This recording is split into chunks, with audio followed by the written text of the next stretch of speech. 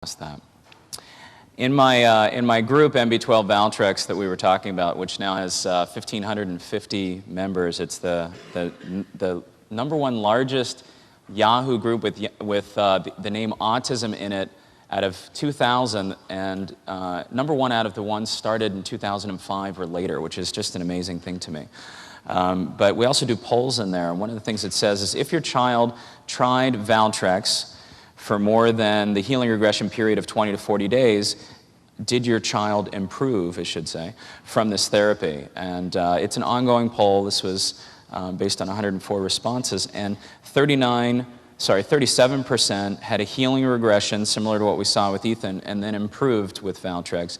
And another 30% did not have a healing regression and did improve with Valtrex. So you're talking about 69%. And again, as Jeff said, it's not really listed as anything on the ARI website yet, but we'll get it there.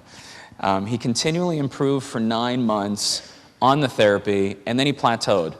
And then at that point, I pulled everything off because we were doing everything the same. Once he started going, I didn't change a thing. And then once he plateaued, then I stopped everything, retested in his oats.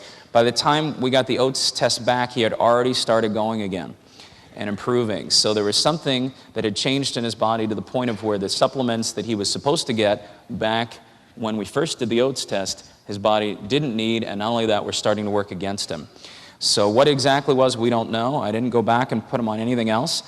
We did go back and essentially put him on some of the vitamins that his new oats test said he needed, and there was a much smaller number. It was like, carnitine and vitamin C, I think, are the only two things that really showed up with significance as far as a need.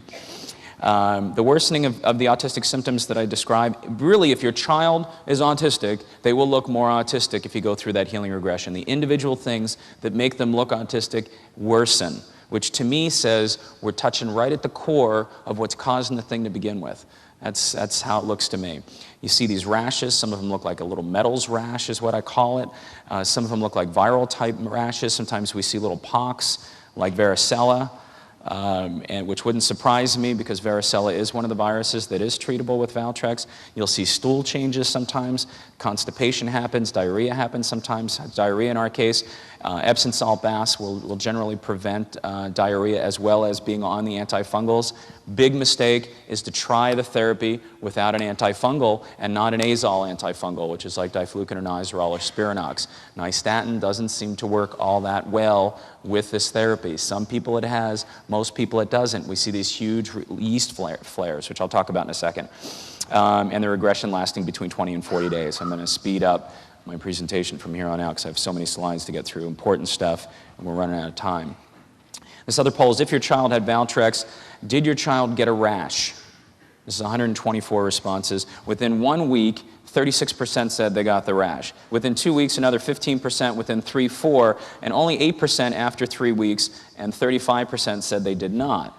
There's a large number of people getting these rashes. And then if you tried Valtrex for longer than the healing regression and saw gains from it, because not everybody does, did you observe a rash? And of the people that did, 45% said they saw it within the first 20 to 40 days, which is inside that healing regression. Only 5% saw the rash after the healing regression. The rest didn't see the rash at all. Not everybody has to have the rash to do well. All right? But it's interesting how 90% of the people that had the healing regression and the rash had them at the same time, which also tells me that this rash is sort of at the core of what's going on. This excretion, maybe, of metals that's coming out of the skin, very, very possible, or whatever you want to believe this rash is until we figure it out, could easily be at the heart of what's going on at the core of some kids' autism. It's a little picture at Disneyland when Ethan got to go on the rides that he wanted to go on, and he didn't have the pass that you can have, that he used to have before, but he got to go on those rides. This is one of my favorite pictures of him with a squid in his hand, a live squid, and his reaction. I just love that. This is him jumping into the pool. He's a pretty good swimmer these days. Almost my favorite picture right there of us together. Almost my favorite picture there, but this one is truly my favorite picture with him back with Sophie. And doing really well. And just the other day, they were upstairs and they were saying to each other, "I love you more." No, "I love you more. I love you more." I love you, and I'm running up with the camera, and tripping and falling, and, bruised up, and they get up there, and it's all over, but anyway. Some at-home suggestions, clean room environment. You can't make a clean room house. I wish we could, but generally not. But try to look at where your child's sleeping, which is they're spending a lot of time there. Try to make that a little bit of a clean room environment. The natural fiber pajamas, natural bedding, without the metals material. The flame retardant material is actually full of heavy metals. And these kids, we're talking about the gut being sort of sponges for heavy metals. These kids have really high heavy metals in their hair, obviously everywhere else.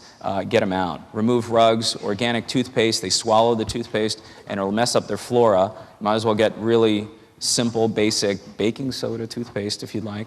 Epsom salt baths, surprisingly important. I see it in almost every recovery presentation of a family that has recovered their child. Epsom salts is always on the slide. It's shocking to me, but very interesting. HEPA filters, removing batteries from the room and the refrigerator, since that has cadmium in it, and our kids are usually pretty riddled with cadmium. Remove light from the room, because melatonin issues are usually involved, serotonin, neurotransmitter issues. The light in the room, including the light from the night vision cameras we use to look at the kids, is actually light that can affect melatonin and ultimately neurotransmitter levels, and these kids are sensitive to that. Shut them off after they fall asleep.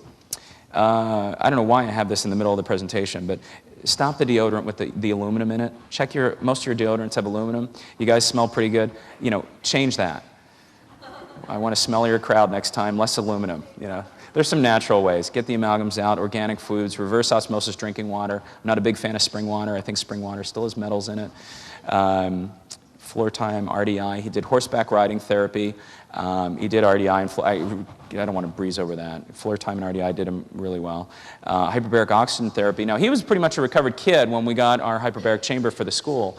And I had him do it the first weekend I had him do it. I've got this amazing report from our physical therapist.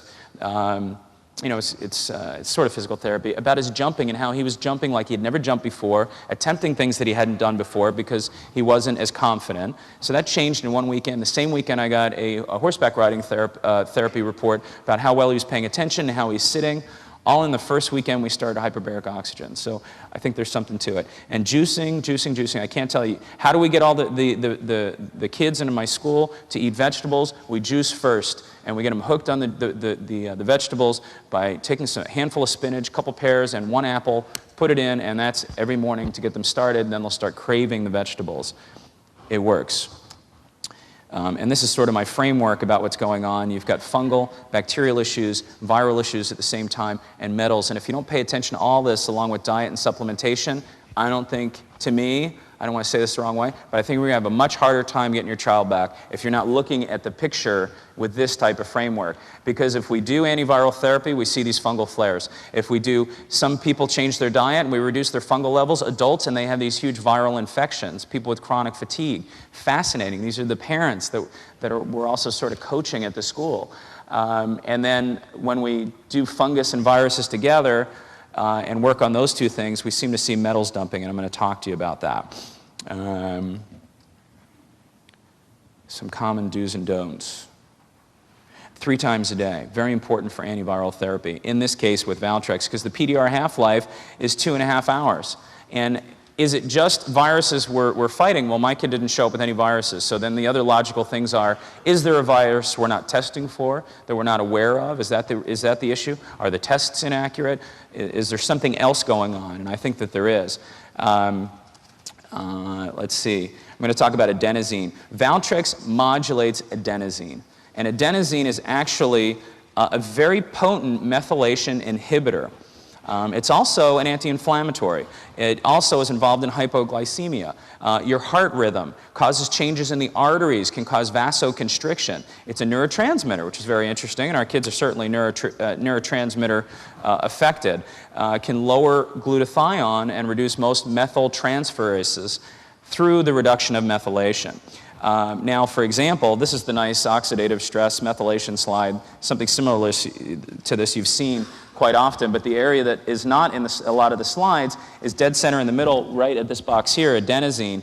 And adenosine sits right along with S-adenosyl homocysteine. and it will actually block that part of the process, usually at the 3 o'clock position in a lot of these slides. If you remember that, you might see it if it's going to show up or not.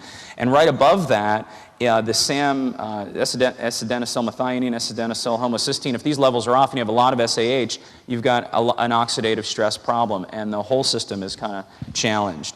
So what does that affect? Methylation of DNA and RNA, proteins, catecholamides, and phospholipid methylation, and even creatinine, and all these things are affected. So we don't have a lot of tools to modulate adenosine, and there's a good percentage of our kids that either have high adenosine or low adenosine, and we don't have a lot of tools. And not a lot of people are talking about this as being an important piece, but obviously I think for many it is. And Sid Baker, Dr. Sid